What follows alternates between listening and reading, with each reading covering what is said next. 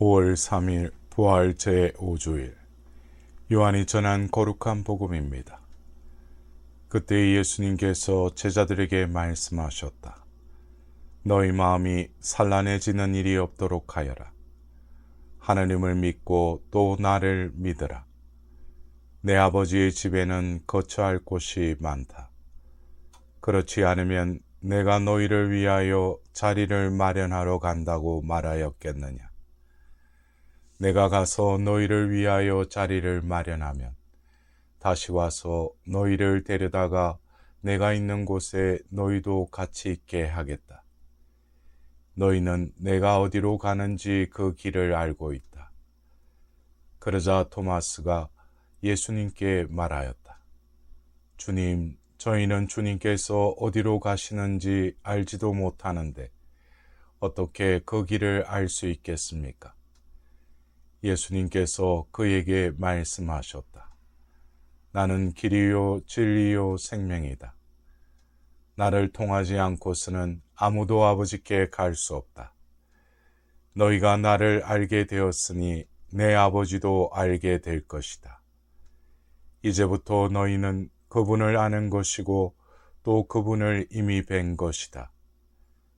빌립보가 예수님께 주님, 저희가 아버지를 뵙게 해 주십시오. 저희에게는 그것으로 충분하겠습니다 하자 예수님께서 그에게 말씀하셨다.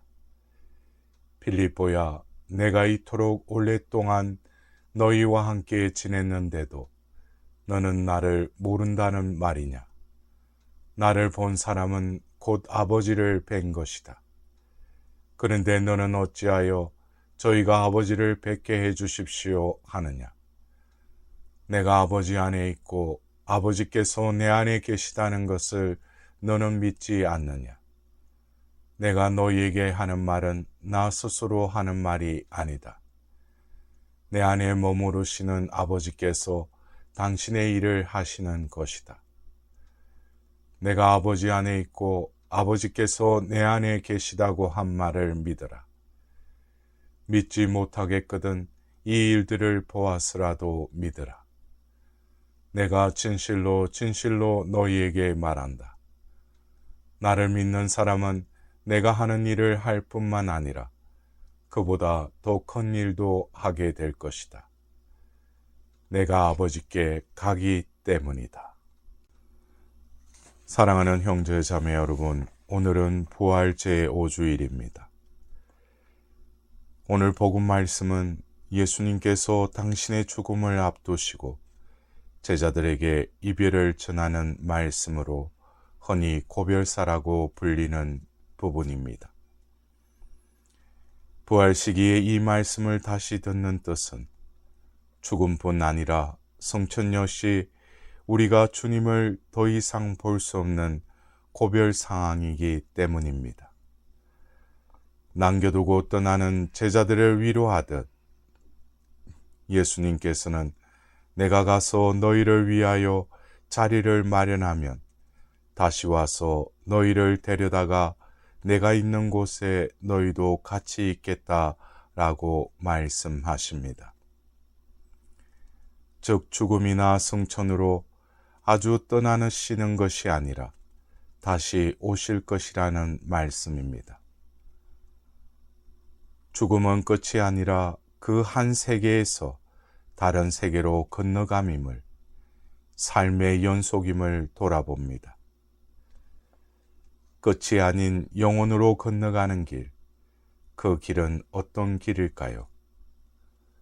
토마스가 그 길을 여쭙니다. 저희는 주님께서 어디로 가시는지 알지도 못하는데 어떻게 그 길을 알 수 있겠습니까? 하자 예수님께서 나는 길이요 진리요 생명이다. 나를 통하지 않고서는 아무도 아버지께 갈 수 없다라고 이르십니다. 길이신 당신을 통해 갈 때 생명과 진리를 만난다는 말씀입니다. 신앙은 어떤 고정된 사실이라기보다 하나님을 향한 움직임입니다. 길이신 예수님을 따라갈 때 생동감 넘치는 하나님의 생명에 이르게 되기에 예수님께서는 생명이십니다. 예수님을 통해 영원한 생명을 누리는 것이 진정한 삶의 원리이기에 예수님께서는 동시에 진리이십니다.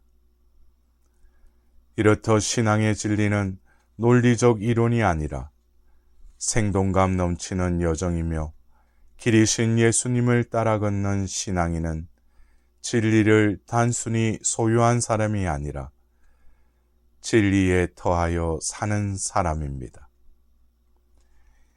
이 말씀에 엉뚱하게도 빌립보가 예수님께 주님, 저희가 아버지를 뵙게 해 주십시오 하고 요청하자 예수님께서는 빌립보야, 내가 이토록 오랫동안 너희와 함께 지냈는데도 너는 나를 모른다는 말이냐? 나를 본 사람은 곧 아버지를 뵌 것이다. 그런데 너는 어찌하여 저희가 아버지를 뵙게 해 주십시오 하느냐? 내가 아버지 안에 있고 아버지께서 내 안에 계시다고 한 말을 믿으라 라고 당부하십니다. 신앙의 요체가 담긴 말씀입니다. 예수님 안에 하느님께서 계심을 믿음이 신앙입니다. 하느님의 말씀을 듣고 싶다면 예수님의 말씀을 듣고 하느님을 보고 싶다면 예수님을 보고 하느님을 모시고 싶다면 예수님을 모시는 것, 그것이 신앙인 것입니다. 예수님 안에 하느님께서 계심을 믿지 못하니까 하느님을 뵙게 해달라는 빌립보처럼 자기도 모르는 사이비 종교의 탈선에 빠지게 되는 것입니다.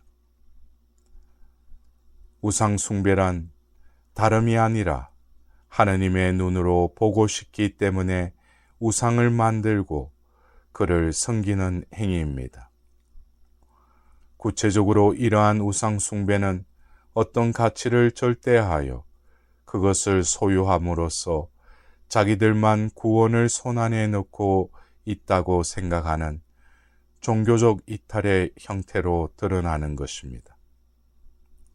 민주주의나 자유, 정의, 해방, 평화 등의 이념을 절대적으로 추종하여 신격화하거나 자기가 아는 것 이외의 여타의 것을 무시하는 근본주의 유익에 빠지게도 됩니다. 모든 것이 신성화되고 인간은 시적 세계의 일부라고 생각하는 범신론의 유혹에도 빠지게 됩니다.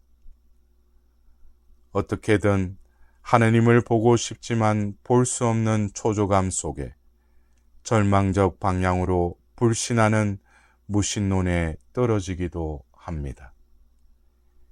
이 모든 일탈은 실상 하느님께서 예수님 안에 계심을 믿지 못한 결과가 아닐까요? 종교는 다르지만 불교의 법정스님이 하신 말씀이 떠오릅니다. 지난 4월 법회 때였습니다. 법회를 마치고 나면 내 속은 텅 빕니다. 되는 소리 안 되는 소리 쏟아놓고 나면 발가벗은 내 몰골이 조금은 초라하게 느껴집니다. 이런 때는 혼자서 나무 아래 앉아 있거나 흐르는 개울가에 앉아 개울물 소리를 듣고 싶다. 굳이 표현을 하자면 나는 홀로 있고 싶다. 남자 불자 한 분이 법회가 끝나자마자 내 뒤를 바짝 다가오더니 바쁘게 가지고 온 책을 한 권 펼치면서 좋은 말씀을 한마디 거기에 적어달라고 했다. 나는 방금 법회에서 좋은 말이 될 것 같아 쏟아 놓았는데 그에게는 별로 좋은 말이 못된 것 같았다. 씁쓸한 생각이 들었다. 하도 삼아 지낼 테니 부덕부덕 써달라고 했다. 나는 누구인가 라고 써 주었다. 그는 이 말이 성에 차지 않는지 다시 조금 말씀을 써달라고 했다. 말귀를 못 알아듣는 이런 사람에게 더 할 말이 어디 있겠는가. 하는 수 없이 그의 요구대로 좋은 말씀이라고 종이에 가득 찰 만큼 크게 써 주었다. 이 일화를 통해 좋은 말씀을 듣기 위해 여기저기 찾아다니는 일이 남의 이야기일까요? 하느님을 뵙겠다고 여기저기 쫓아다니지만 기대와는 달리 번번이 실망하기 일쑤입니다. 그런데 우리에게 이르십니다. 내가 이토록 오랫동안 너희와 함께 지냈는데도 너는 나를 모른다는 말이냐? 나를 본 사람은 곧 아버지를 뵌 것이다. 내가 아버지 안에 있고 아버지께서 내 안에 계시다고 한 말을 믿어라. 좋은 말씀은 어디에 있는가? 그대가 서 있는 바로 지금 그곳에 자기 자신답게 살고 있다면 그 자리에 좋은 말씀이 살아 숨쉬는 것이다. 법정스님의 말씀처럼 하나님은 어디에 계시나요? 지금 여기서 예수님의 말씀 안에 우리에게 살과 피로 오시는 예수님의 성체 안에 언제든 자비를 베푸시고 위로하시며 격려하시는 사랑 안에서 우리와 함께 계신다는 기쁜 소식으로 복음이 들립니다. 길이신 예수님을 따라 지금 여기서 사랑하고 용서하는 진리로 생명을 누리라는 초대로 들립니다. 그러기에 오늘 이 독서에서 베드로 사도는 힘주어 우리에게 이르십니다. 여러분은 선택된 결례고 임금의 사제단이며 거룩한 민족이고 그분의 소유가 된 백성입니다. 그러므로 여러분은 여러분을 어둠에서 불러내어 당신의 놀라운 빛 속으로 이끌어 주신 분의 위협을 선포하게 되었습니다.